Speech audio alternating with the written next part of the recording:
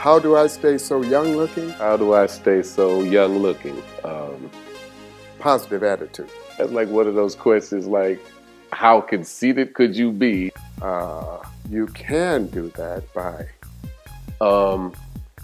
And some of the areas that enhances a positive attitude is to exercise properly, eat properly, get enough rest. People tell me I look young, but actually, if I do, I praise God for it, and it makes me feel great when people say it. It's actually cool. Just continuously be active, and say working with people. Anything I did, it's just not a strength, I don't consider it, but a weakness, in that I hate negativity so much. I just have to go to a positive place. I draw near to God, and I just become more faithful. And so I found that by doing that, I maintain a youthful attitude, and so I maintain a youthful appearance, I hope. Let's see, I have to think about that. Well, I want to tell you, I just recently saw Django, and I really, really thought that Samuel L. Jackson did a perfect job of being comical. Gave me an opportunity to look back into the past of the way people were during that time, and that was exhilaratingly funny to me. I really enjoyed that. In Think Like a Man, this one couple is looking at this house. I want to buy you a house. That's my man. Step up there. I want to buy you this house. Back up. You ain't buying my house. Oh, it's fine. No. How the hell are you talking about buying my house? I know. Breathe. I'm breathing. So that's one that it just cracked me up.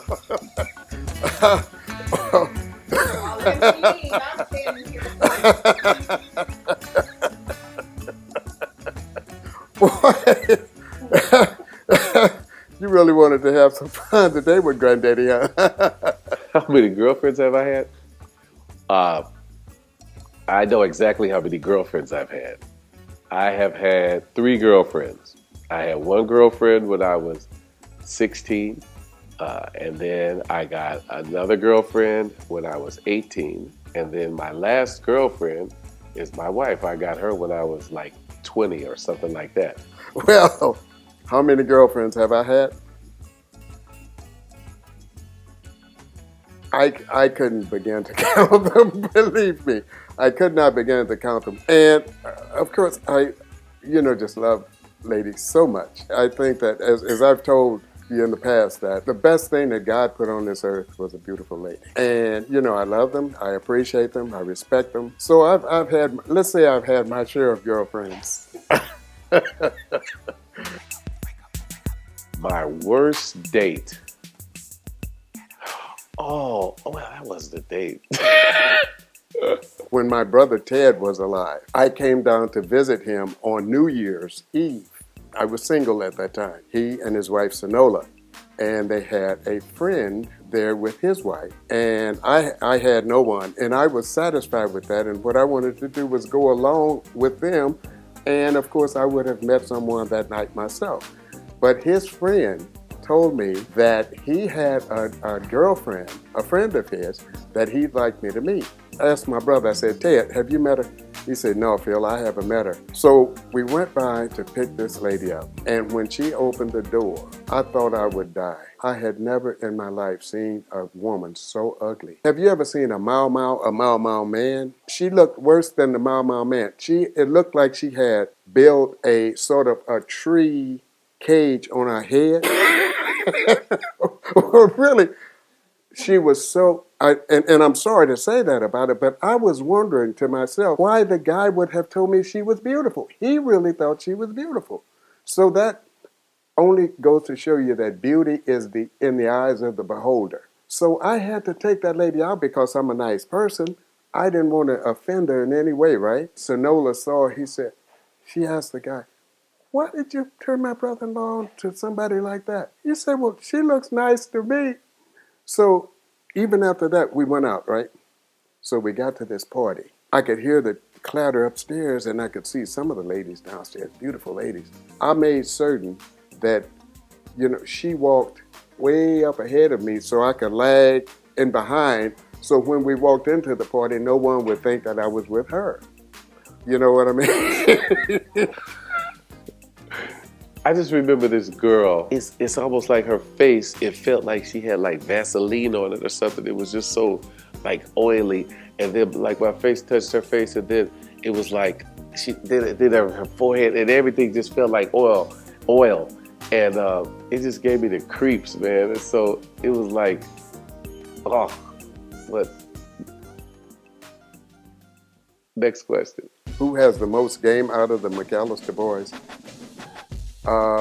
I would, of course, say me. However, I want you to know that my brother Will had some game, but his game, he had some of the bad boy game. No, there's no guessing to it. There's no guessing to it. My dad has way more game than anybody in our family. Most of the guys had game. We're from St. Louis, and St. Louis is the show me state, and most guys who come from St. Louis has game. I was, talking to my dad. He's the kind of guy that says, boy, you a Mcallister. Man, you shouldn't be scared to talk to any woman. And he was telling me that, and I'm like 15 or 16 years old, and I'm saying, Dad, but you just go up and talk to him. What do you say? Man, just say whatever's on your mind. Then I said, come on, Dad. I can't just talk to him. He said, man, just talk to him. You a Mcallister. I said, yeah, right. I said, if a really, really cute girl that meant something to you, could you just talk to her? He said, psst. He said, man, I talk to anybody. Just that moment, we're standing in this grocery store. This beautiful, gorgeous lady walks into the store. She's fine. She's so fine. I was wishing she was my age. And I said, oh, okay, yeah, okay, yeah. Okay, look over there, Pops. How about that woman? Would you go talk to? Before I can finish the sentence, he's over there going, oh, yeah, what's on? My name's Phil Mcallister. He was writing down the number and looking over at me like, yeah. He got the number. He said, and then she went, oh, and make sure you call me, okay? And I went, but I knew from that day forward, I was never going to be as smooth as my father. That dude's the man. Who is the worst cook in the family? I would have to say the worst cook in our family is my dad. Oh, I shouldn't say this because I didn't say that. No.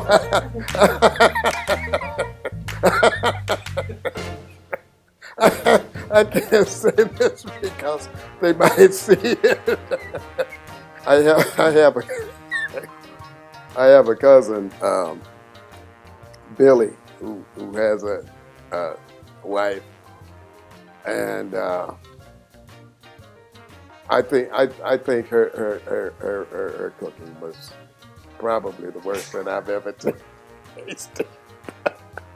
But I won't elaborate on it though. Not because he particularly can't cook, because I just don't ever remember him ever cooking me anything. It's like, even when I used to go up and visit him, he always had a girlfriend or something, or he was either married or had a girlfriend. I can't remember him cooking. And he has no taste buds. He has never tasted nasty food in his life. Anything he tastes, oh, that was off the hook. Oh, that was great. So if anybody ever wanted to boost their ego by being a good cook, just invite him over. He likes everything. So I've been married 23 years. And I have to say, the reason I love my wife so much is she is just totally compatible to me. She brings to me everything that I need in a woman. You remember one of the first questions you asked me was, how many girlfriends have I had? Perhaps the reason I had so many girlfriends was because I was looking for so many things in one woman. And I found that in my wife. I have been married, it'll be 28 years coming up here, and I've been together with Kim for 36 years. And Kim is my soulmate.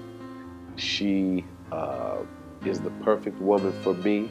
And the reason she's the perfect woman for me is because I don't think anybody else could fit together with me exactly the way she does. Beautiful lady, compatible. She is very understanding. She's sweet, supportive, very clean and tidy because that's something I require. I know me, and she's energetic, she exercises, she stays in shape, she stays beautiful, she just keeps herself up. I just love her to death. She has all that it takes to keep me satisfied. That is that she is so rebellious, but that means I'm not going to get bored. She's not subservient. I tell her to do stuff. She does about 10% of what I tell her to do. But that's what I need. I don't need a woman that says, yes, dear, I'll do whatever you say, dear. That ain't for me. And for me, I'm the perfect man for her because I got a big mouth and I'm always saying stupid stuff, but she never listens to me. So that means she won't ever get pissed off. So it's just a really great a deal. She knows how I am with as far as never dwelling in negativity, and I think that's what she needs. But Kim is such a strong woman, you'll never hear her say, or you'll never really know what she needs, but I know that's what she needs is I keep her positive, because throughout our marriage we have had several rough times, and they've always involved finances, but we always get through it. And but this time we've learned how to manage the money and respect money. But praise God, throughout our whole marriage, and we never take it for granted, we've never had a marital problem. Now, we've had arguments, we've cursed each other out, we've done all that kind of stuff, but it's like always the next day is forgotten about. It's that kind of thing. We've never had a problem, in our marriage ever with the relationship. Praise God for that. And I don't take it for granted. I'm not saying it won't ever happen, but that I love.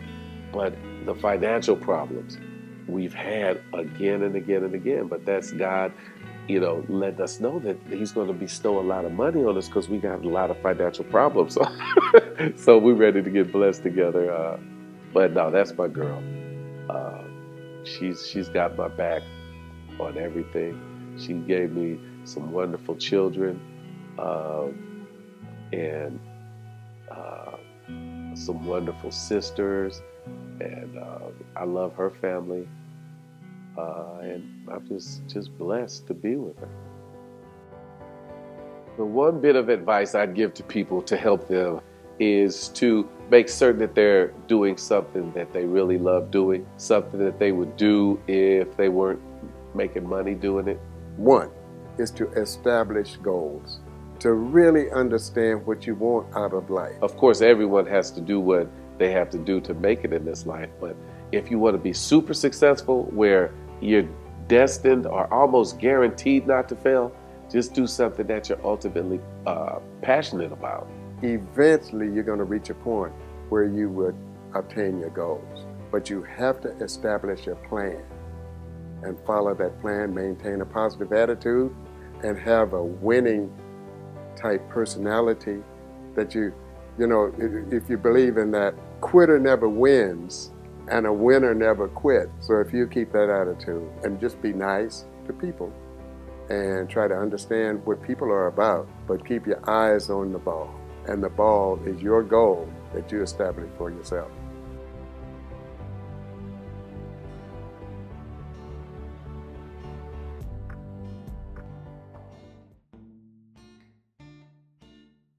There's going to be noise because she knows we're filming, but she's going to be walking through and up the stairs and stuff. But that's my little spoon squelch there. Right when we start filming, you got to see booties going everywhere. How many girlfriends have I had? I couldn't begin to count them, believe me. I could not begin to count them. And of course, I just love ladies so much. Because my dad, he looks at a woman and go, oh yeah, yeah, go like they my boy is, and then CJ's like, hey, how you doing, honeys? How are you?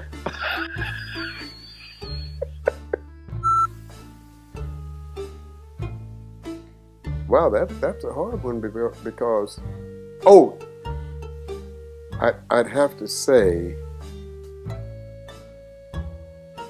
you might have to cut that because I can't think of a bad cook in the family. Offhand, let's see. Oh, except if we're talking about nieces and nephews. Yeah, everybody. Oh, I shouldn't say this because if they didn't say that.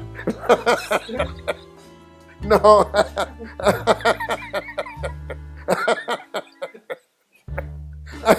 I can't say this because they might see it. So, some of my wonderful.